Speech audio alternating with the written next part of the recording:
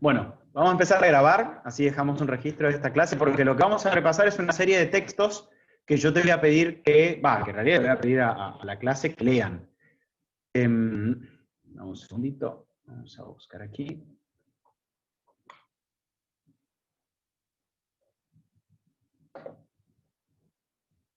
¿Ves bien ahí la pantalla? Sí. Bien, bueno. Vamos a tratar de recuperar algunos conceptos que ya vimos y vamos a avanzar, a profundizar. Bien, vamos a tratar de ir metiéndonos un poquitito más en algunas cuestiones importantes. Ya algo habíamos visto sobre paradigma estético, ahora vamos a repasar algunas de sus características. De algún modo hemos estado conversando sobre objeto artístico y hecho artístico. En tanto objeto artístico estuvimos hablando del arte objetual, vamos a ver el salto que se pega, que propone para el arte conceptual, y después vamos a ver dos conceptos que pueden sonar raros, uno es postproducción y otro es postautonomía. Bien, pero vamos a ir de a poco. Son textos que yo he dejado subido en la página, que yo ahora te voy a indicar cuáles son los que tenés que buscar. Bueno, el primer texto es el texto, se llama Cuando hay arte. Acá es este texto que aparece, que se llama Cuestiones de arte contemporáneo, hacia un nuevo espectador en el siglo XXI. La coordinadora, la editora es Elena Oliveras. Ya, no sé si lo has terminado, el texto de Cristina Ares, de Lo Museable, es de este mismo libro. El capítulo que vamos a estar analizando, está acá arriba el nombre, se llama Cuando hay arte, de Oscar de Hindelfeld. ¿Sí? Lo que quiero que te anotes de este libro, perdón, de este texto, es de las páginas de la fotocopia, o sea, las páginas que aparecen acá arriba chiquitas, las que vos busques, es de la página 21 a la página 37. Este texto, con todo lo que ya vimos, no debiera resultarte complejo. ¿Sí? Vamos a aclarar algunos conceptos que son importantes. Ya habíamos charlado sobre la idea del paradigma estético, ¿sí? Nosotros nos vamos a concentrar en el mundo occidental. ¿Por qué en el mundo occidental? Porque estamos justamente en Occidente, es decir, la cultura europea, Europa occidental, norteamericana y latinoamericana, ¿sí? Este paradigma estético, cuando nosotros conversábamos en las clases anteriores, entendíamos que se trataba de algún modo de cómo se define aquello que consideramos arte y aquello que no es considerado arte. Pero esto varía históricamente, por eso acá al lado habla de contexto histórico, social, cultural, artístico. Entonces, si cambia el mundo, también impacta en el arte. Y muchas veces el arte influye en ese cambio de concepción del mundo. Por ejemplo, el primer gran quiebre de paradigma estético lo vivimos a principios del siglo XX, a principios del siglo pasado. ¿Qué sucedió? Con las vanguardias vinieron a cuestionar el arte moderno, el arte de la modernidad, el arte que se caracterizaba por ser exhibido en museos o en castillos o en iglesias. Así que empezaron a ver, acá tenemos las variables que van cambiando. Tenemos que pueden variar los soportes, por ejemplo, se empezó a pensar la posibilidad, eso fue muy de a poco, empezar a pensar la posibilidad de exhibir el arte en espacios públicos.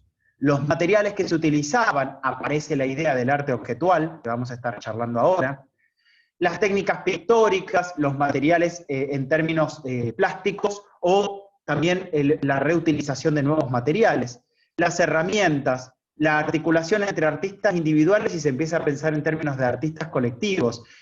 Acordate que hablamos de la obra aurática, donde la autoría, es decir, el autor de la obra era fundamental. Ahora el autor no es el protagonista de la obra, ¿sí? Lo que empieza a pasarse es de la cuestión de la belleza estética a lo conceptual, a la idea que pretende dejar. Entonces hablamos de objeto artístico y empezamos a hablar de hechos artísticos de a poco, a partir de la década del 60. Las formas de representación. Con las formas de representación suelen haber tres grandes formas. La primera es la mímesis. ¿Qué quiere decir la mímesis? Es imitar la realidad. Entonces tratar de dibujar, de pintar lo más fiel posible a aquella realidad, como si fuese una foto. Pasa que cuando llegó la fotografía en el siglo XIX, ya no tenía sentido la mímesis, porque la fotografía era mejor. Entonces aparece la figuración, y la figuración es exagerar, modificar las formas, hacer más intensos los colores, por ejemplo.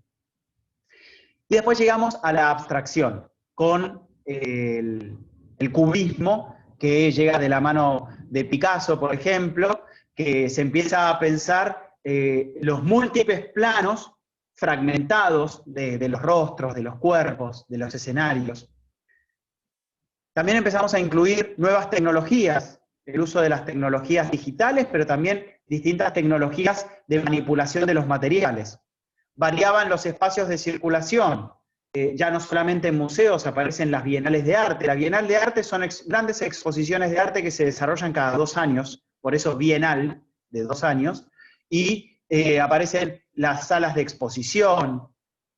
Bueno, se va diversificando el mundo donde circula la obra y aparece también el espacio público. Con el muralismo mexicano durante la década del 10, la década del 20, explota el arte que circula en el ámbito público y se utilizan las paredes comunes para poder hacer arte, para poder llegar a esos lugares. Aparecen las cuestiones que ya lo habíamos charlado en las clases anteriores, la presencia de las instituciones del arte, el rol de los museos y que pretende conservar y a su vez también darle cierta entidad única a la obra de arte, al mercado, a la comercialización de esas obras, a un nuevo rol del espectador. Antes el espectador lo único que hacía era contemplar la obra y quedarse pasmado así mirándola.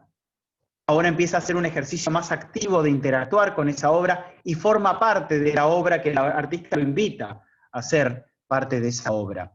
Se dan una serie de cambios en el paradigma a partir de un nuevo quiebre de paradigma. El primero había sido en el principio del siglo XX hasta la década del 30, pero a partir de los 60, 70 se da un nuevo cambio y se lleva todo lo que se había modificado, se lo profundiza aún más, se lo multiplica, se lo diversifica. Y empezamos a hablar de la desmaterialización. Ya no importa tanto esa materialidad física.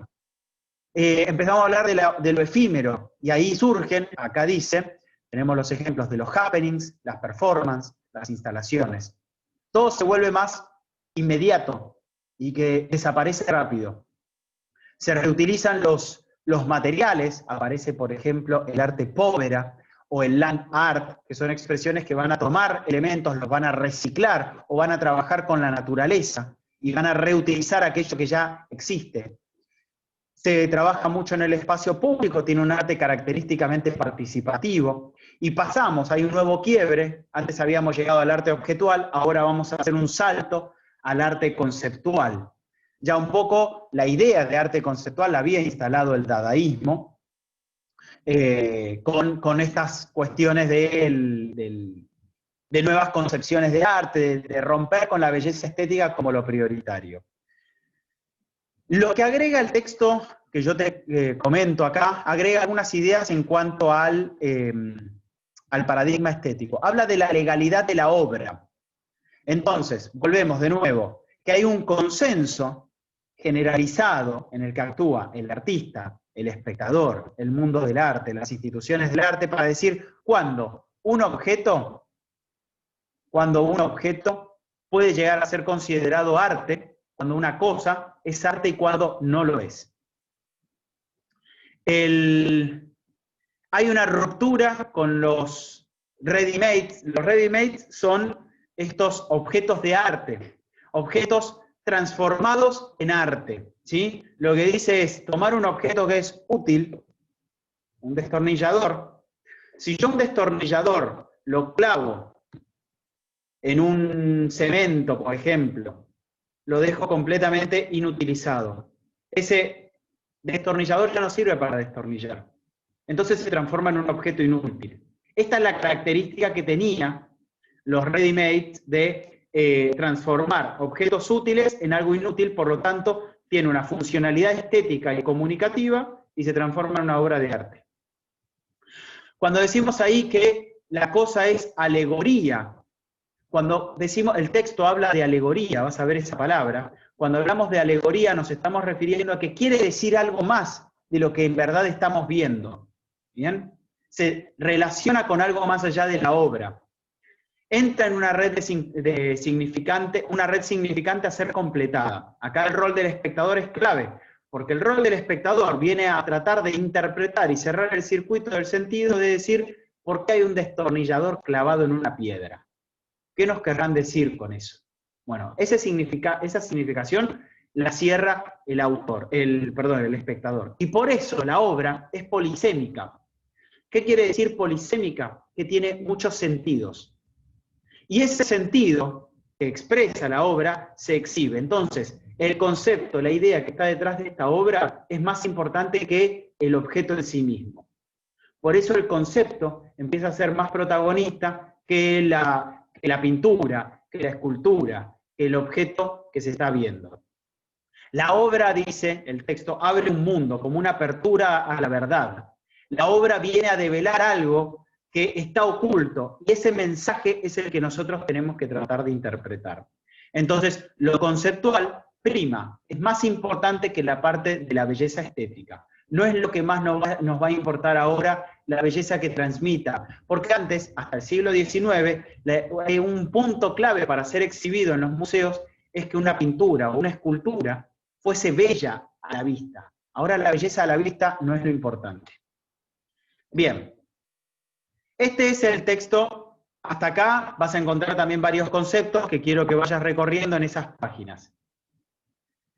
El siguiente texto se llama, lo tenemos aquí, Del arte objetual al arte conceptual, de Marchand Fils. Quiero que busques, las páginas están acá abajo, chiquititas. Quiero que anotes, las páginas que quiero que leas son de la 11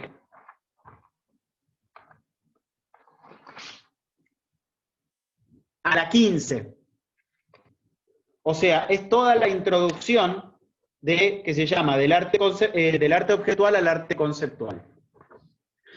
Es breve, pero es de los textos que te voy a dar el más complejo. Ahí plantea algunas de las cuestiones que estuvimos charlando sobre el texto que planteaba recién Oscar de Hinterfeld. Él lo que habla es, Marchand Fils habla de una nueva ruptura del paradigma. Antes pensábamos en términos de artes plásticas, dibujo, pintura, grabado, escultura. Ahora se piensa en términos de artes visuales. Por lo tanto, empieza a contemplarse nuevos soportes, nuevas tecnologías. Hechos artísticos y objetos artísticos entran adentro del concepto de artes visuales. Las artes plásticas quedan acotadas, o sea, es una parte del mundo de las artes visuales. A ver, ¿cómo se llamaba el otro texto? Cuando hay arte se llama. Cuando hay arte. Bien.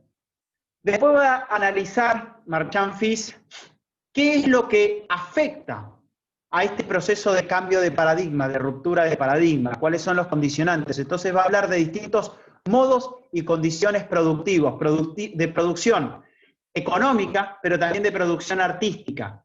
Tiene que ver directamente con lo que nosotros definíamos recién en relación a paradigma estético, ¿sí? Cambia la manera de concebir la producción económica, parece una producción masiva, en serie, hay un proceso de globalización del mercado, y eso también impacta en la producción artística, entonces se empieza a revisar la manera de producir arte. Y esa obra única, aurática, ya no es lo más importante. Y empiezan a aparecer tendencias tecnológicas que van a influir también en revisar la idea de esta concepción de arte tradicional. La dialéctica de la mercancía, que era algo que ya nosotros habíamos charlado, aparece el tema del valor de cambio, es decir, ¿cuánto puedo llegar a pagar yo por esta obra de arte? Ese es un gran debate. La tasación de las obras. ¿Qué precio le ponemos? Porque el valor tenía que ver con el tiempo social invertido en una obra. ¿Cuánto vale esta obra? ¿Cuánto puedo pagar yo por ella? Bueno.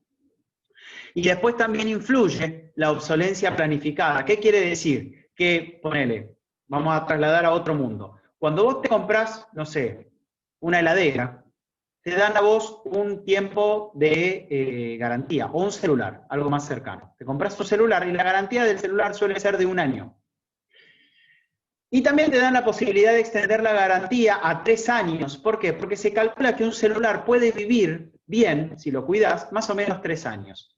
Ya a partir del 4º o 5º año es muy probable que ese celular ya quede viejo, ¿sí? Acá sucede lo mismo. Se empieza a plantear la idea de que los objetos van a ser modas, que van a vivir un tiempo determinado, porque van a aparecer cosas nuevas, y lo que ya hace unos años era novedad, empieza a ser algo anticuado, algo viejo que hay que desechar. Y el último punto es llegar a esta idea de cómo pasamos del arte objetual al arte conceptual. Porque empezamos a ver, va a hablar del concepto de poética, que quiero que lo puntualices ahí en el texto, que problematiza la relación entre la teoría y la práctica de la producción estética. Hablamos de procesos formativos y artísticos antes que la obra en sí. ¿A qué se refiere? Que lo que van a empezar a pensar es cómo se lleva a cabo la obra, cuáles son esos procesos de desarrollo del arte, las técnicas utilizadas, se va a desarrollar teoría del arte en forma masiva, o sea, van a haber muchas producciones teóricas sobre el proceso productivo creativo del arte. ¿Bien? Entonces, también nos va a interesar, aparte de lo que vemos, cómo se llevó a cabo aquello. Y por último, la estética de la misma manera. La estética procesual y la estética conceptual es lo que va a ser más importante que el producto y el resultado. Acá más o menos algunos de los pilares más importantes de este texto, ¿sí? Que lo que nos interesa a nosotros que veamos es cómo se empieza a pasar del arte objetual, o sea, de los ready-mades, a un arte conceptual a partir de la década del 60 y del 70. Vamos con el anteúltimo texto. Se llama Postproducción. Esto es una tapa oscura que dice Nicolás Borriaud, es el autor.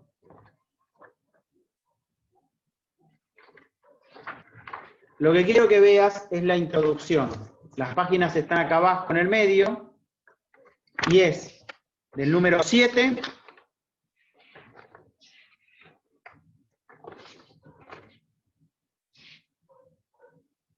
a la 17, de la 7 a la 17, y después, más adelante, de la 24 a la 28.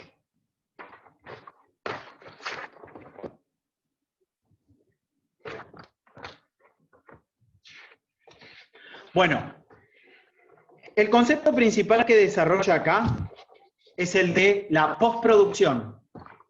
Postproducción se toma de la música. ¿A ustedes les gusta el rap? Sí, a ese que le gusta. ¿Les gusta el rap? Bueno. ¿Les gustan los DJ?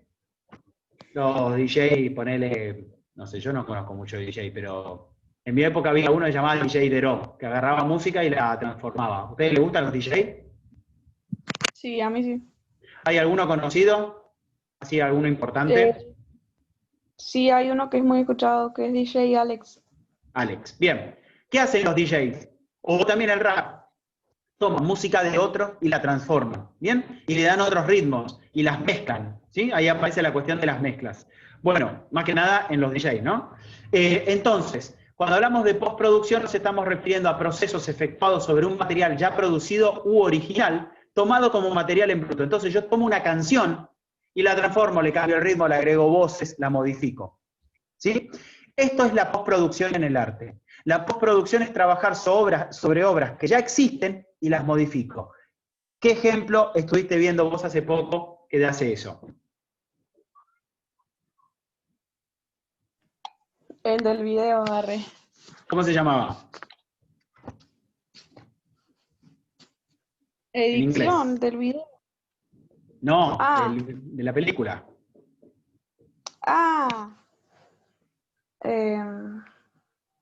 No, ni la sé pronunciar, profe. Bueno, es Mr. Brainwash. Mr. Brainwash, que era como el señor que lava cerebros, eso quiere decir brainwash, lavador de cerebros. Lo que hace ese señor es constantemente postproducción. O sea, él no produce obra de la nada, él toma otros materiales ya producidos, originales, y los transforma. Entonces hace estos ejercicios que yo pongo acá en el medio, lo interpreta, lo reproduce, lo vuelve a exponer, lo reutiliza, inserta lo suyo en el trabajo del otro. Entonces genera una multiplicación de la oferta cultural y artística.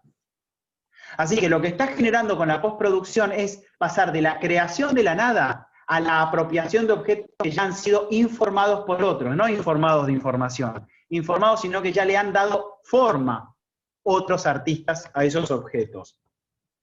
Y acá yo tengo una definición que no puse ahí, que dice: la apropiación es el primer estadio de la postproducción. Ya no se trata de fabricar un objeto, sino de seleccionar uno entre los que existen y utilizarlo o modificarlo de acuerdo con una intencionalidad específica.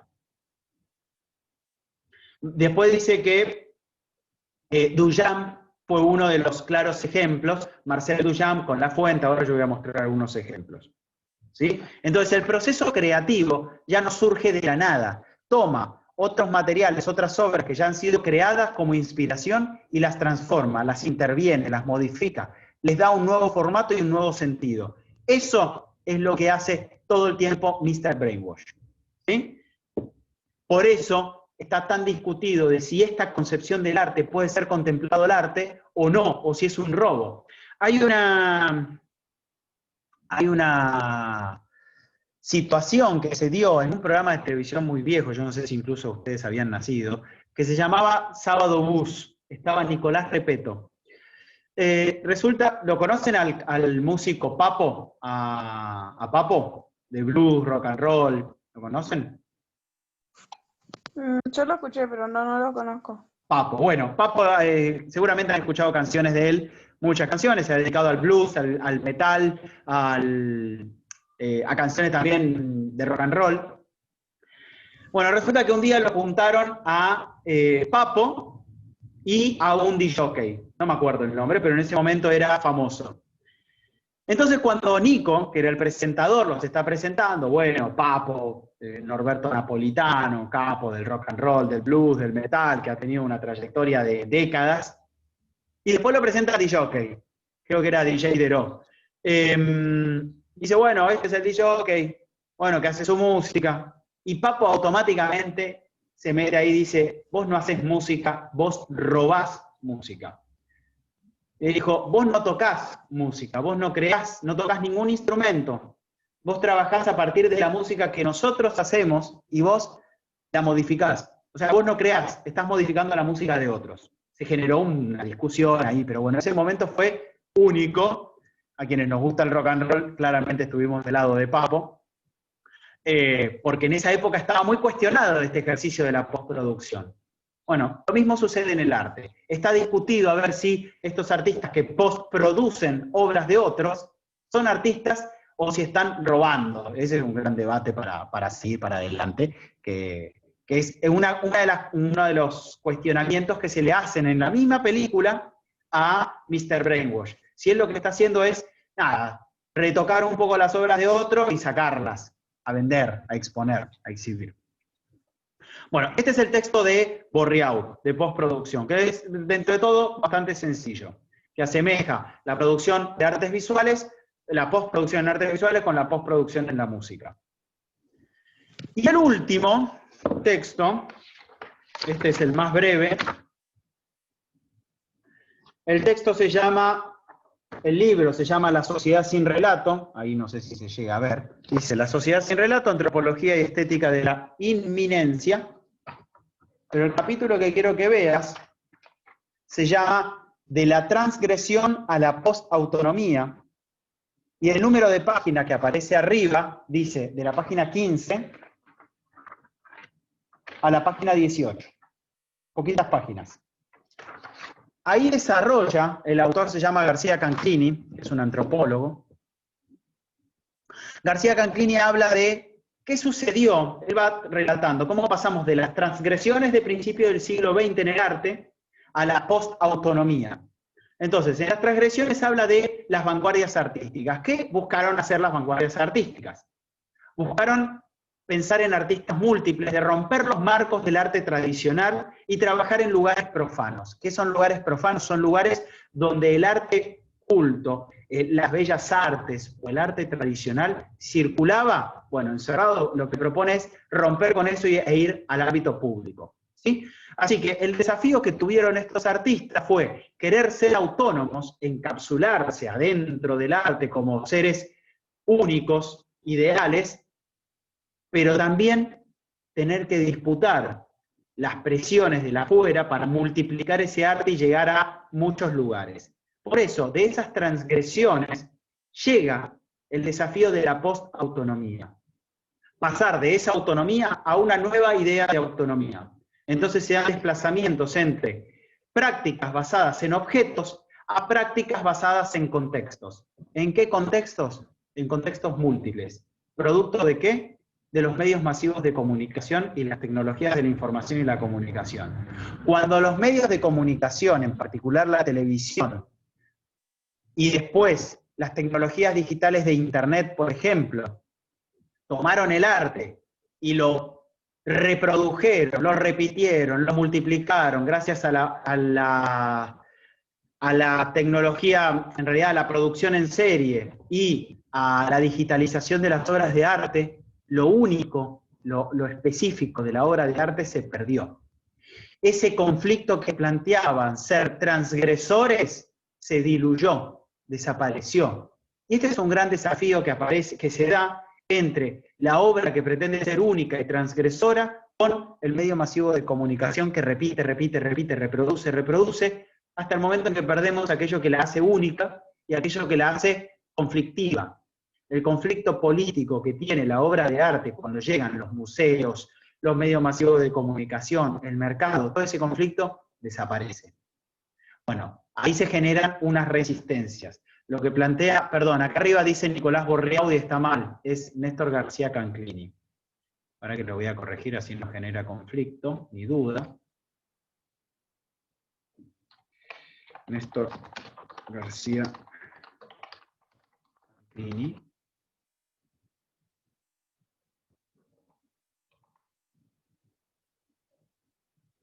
Ahora sí, Néstor García Canclini. Bueno, este es un gran debate que existe en el rol que tiene como un rol disruptivo. ¿Sí? Me interesaría que busques esa palabra. ¿Qué significa ser disruptivo? Búscala. Disruptivo con B corta. El arte pretende ser disruptivo, transgresor, y de golpe llegan los medios de comunicación, las tecnologías digitales, el mercado, y aplasta toda esa transgresión y desaparece. ¿Cómo siguen siendo disruptivos? Y acá tenemos, entonces,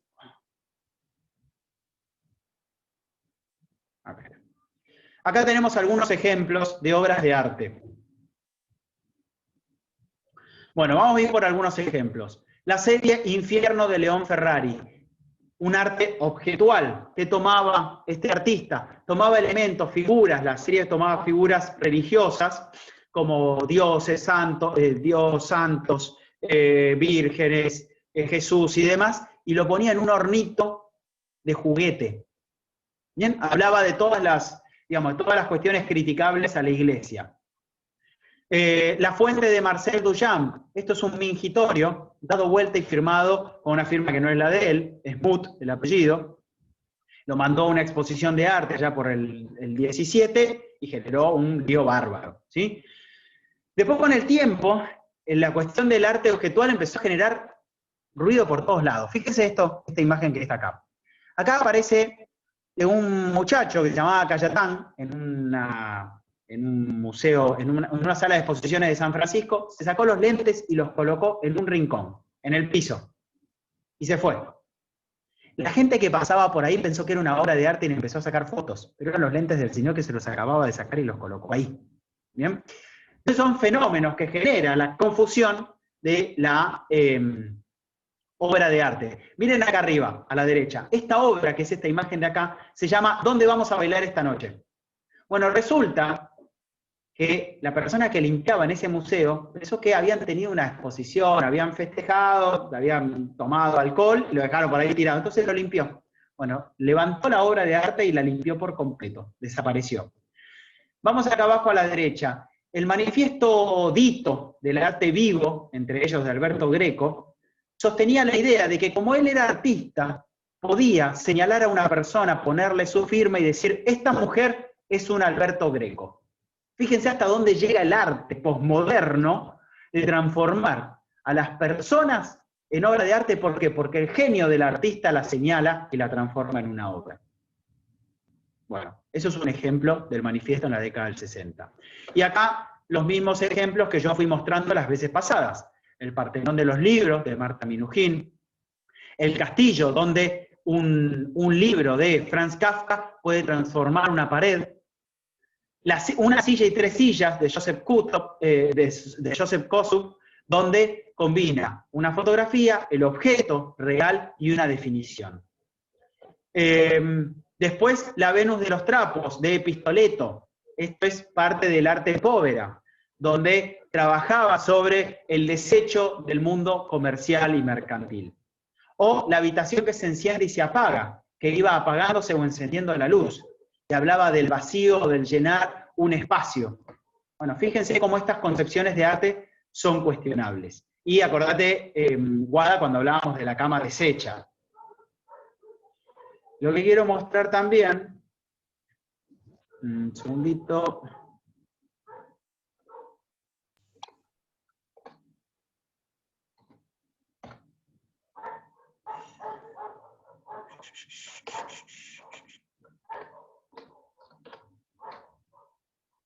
Videos, aquí estamos.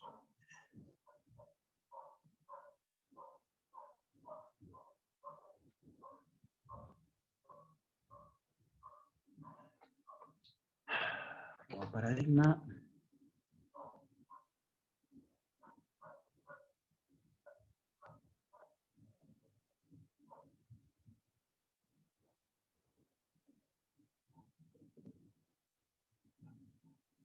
Esto es una...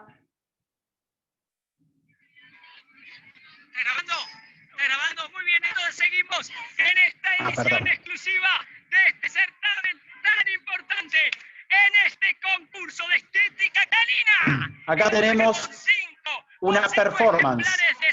¿Por qué es una performance? Porque los espectadores no interactúan. Si vos en tu casa tenés alguna cachorrita de 12 o 13 años de edad, yo puedo acercarme a ver si sus dotes son suficientes para participar en este programa. Ellas van a tener que venir, mostrar lo que saben hacer con sus dueños. Por supuesto que le suelten la correa, aunque sea unos minutos, muestren lo que saben hacer y te podés llevar un electrodoméstico a tu casa. Ellas están en...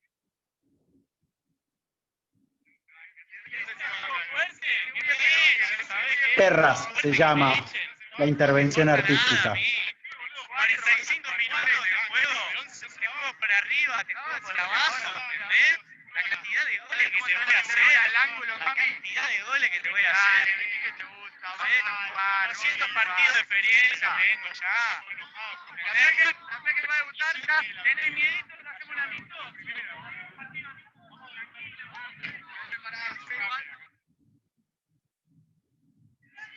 Carne argentina de exportación.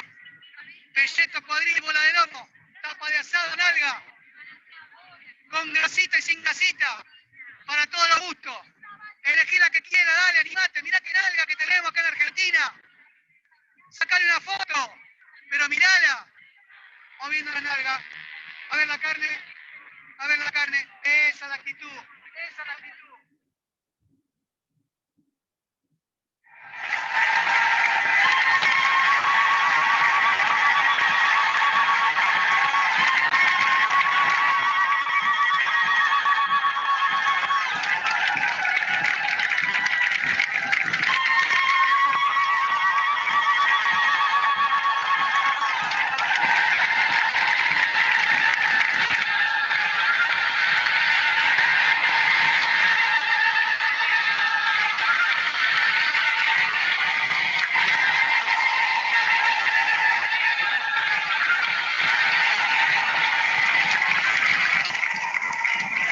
Bueno, eso es una performance. ¿Por qué es una performance? Porque no hay interacción del público, aparte de no haber interacción del público, se desarrolla en un ámbito público, se interviene, se produce, y lo que queda son fotos o videos como este.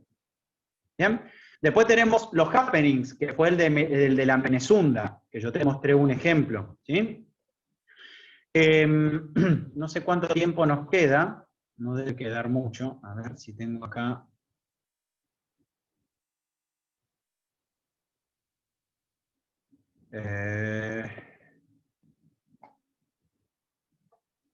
No.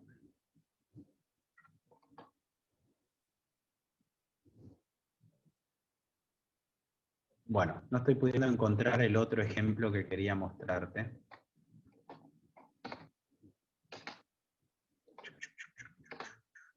No. Bueno. Después voy a buscar otra performance para compartirte a modo de ejemplo. Y este es un happening también, donde se ve la interacción con el público. ¿Qué hicieron estas dos artistas? Prestaron su cuerpo y dejaron ahí distintos materiales para que la gente las interviniera a ellas y al fondo. Después de un buen rato, donde la gente de distintas personas pasaban, fíjense cómo el artista el espectador se convierte en parte de la obra activa, interviene, participa. Así que ahí terminaron y la firmaron. Bueno, este es un ejemplo de happening también. En este caso, el registro de la obra, aparte de ser el video, es esta producción en la cual ha sido intervenida por muchas personas. Bien. Bueno, quiero que vayas, este trabajo yo quería repasar distintos textos porque yo te voy a ir pidiendo actividades, voy a pedir una actividad sobre un artista objetual, pero para eso falta tiempo, ¿tá? Yo quería que vos pudieras tener un registro de todo esto. ¿Quedó alguna duda? Seguramente cuando vos puedas leer los textos por tu cuenta, vas a poder completar la idea de los materiales. Yo quise puntualizar en algunos conceptos porque sirve para analizar las obras que estamos viendo, ¿sí? Y las problemáticas que tienen que ver con el arte contemporáneo. ¿Se entendió hasta acá, Guada? ¿Más o menos? Sí, profe. Bueno, la cuestión era ver cómo se empieza a fragmentar de nuevo el paradigma estético y llevamos a obras inmateriales, efímeras, donde lo importante es el concepto. El concepto en esta performance que habíamos visto en la calle tenía que ver con la dominación de la mujer y la liberación de la mujer, la afirmación de sus derechos y digamos, el empoderamiento y el organizarse para poder resistirse a esas formas de dominación del hombre y del machismo en general. Bueno, ¿alguna preguntilla? ¿Algo que quieras consultarme? Nada más. ¿Nada más? Bueno.